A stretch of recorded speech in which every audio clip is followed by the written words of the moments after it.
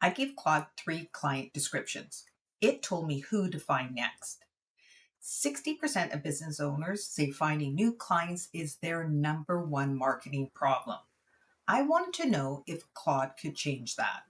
So I described what our last 3 clients were going through before they hired us, and Claude picked my next client. Hi, I'm Tracy, and in this video, we're talking about finding your next client. So this is what it came back with, a description of one specific person I should be looking for. You can see it actually described the banner image they would be using, so it got that specific. Specific enough that I could go find this person today. So let me show you how it got there. So here's what I see with almost every business that comes to us. Referrals are working, repeat clients are happy, the work is good. But you put that same work in front of someone who's never heard of them and nothing happens. One of the people I described to Claude said it best. People who know my work hire me again. People who don't know me aren't interested. So getting better at work doesn't move that. Reaching strangers does. So the first thing I had to do was name that feeling. So I'm going to do this with my 3 clients. You're doing it with yours. I'll have 4 prompts, and by the end, you'll have a person you can actually go find and something to say to them. So follow along. So first we find the pattern. I describe 3 of my clients, and this is not what their business does. What was going on with them right before they hired me? So here's the prompt. I'm going to describe 3 clients. For each one, I want you to identify what they were feeling or going through right before they hired me, not what their business does, what they were actually experiencing. Then tell me if there's a pattern, not in who they are, in what they were going through. And then after I give Claude the 3 clients, I will say, what were each of these people experiencing before they came to me? Is there a pattern? So you can see Claude came back, they realized being good at work and being trusted by strangers were 2 different skills, and they've only ever had to build one of them. That's pretty impactful. So none of them had a competence problem. They were all good at work. What they didn't have was any way to be trusted by somebody who never met them. That's what came back for me.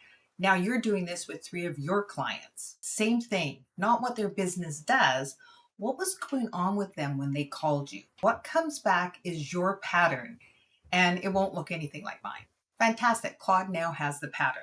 So I ask it who that points to. Prompt number 2. Based on that pattern, describe my next client, not their industry. What are they going through right now, today, that would make them ready to hire me? It comes back with what they're actually sitting with is an identity problem. They think something's wrong with them. That's the person I'm looking for. But I can't go looking for someone based on a feeling. So I asked Claude, what does that person actually look like? So prompt number 3, now describe that person to me specifically. If I scroll past them on LinkedIn today, what would their profile say? What are they posting about? What would have they commented on recently? Be specific enough that I'd recognize them if I saw them. So Claude came back and they were saying I would recognize their banner image because it would either be the stock default or a logo slapped on a gradient background, never touched since setup. That's pretty visual. Then there's the gap between competence and reach is the tail. So yours will point at a real person with a real profile. That's the part you can use today. A headline you can search, a posting habit you'd recognize, the kind of comment they'd leave under somebody else's post. Go look for these things and you will find these people. So why this works? Well, Claude identified a feeling. The only thing I gave Claude was what these people were feeling before they called me.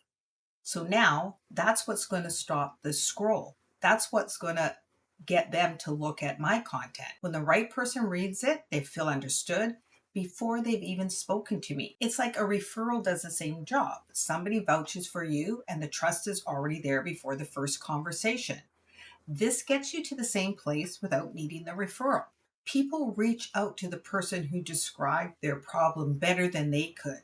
That's why this works. So now I know who I'm looking for and where to find them. So the last thing is what to say. Prompt number 4, write a LinkedIn post that would stop that exact person mid-scroll. They're sitting with a specific recent failure they can't explain. Speak to that moment. Don't sell anything. So it came back with a LinkedIn post. It's close, but I wouldn't post that. It really doesn't sound like me. I'm just going to use this prompt. That post reads like AI wrote it. Before you rewrite it, point it to the exact lines that give it away, the tease opener, the sentences that tell me what something isn't before they tell me what it is, the dramatic reversals, list them, then rewrite it, same ideas, same order, every one of those patterns gone. Write it the way a person talks out loud to one other person. So this one is a lot closer, probably still tweak it. So the end result is the pattern for the client I'm looking for is someone who's just realizing that being good at work and being trusted by a stranger are two different skills. Your clients have something in common too.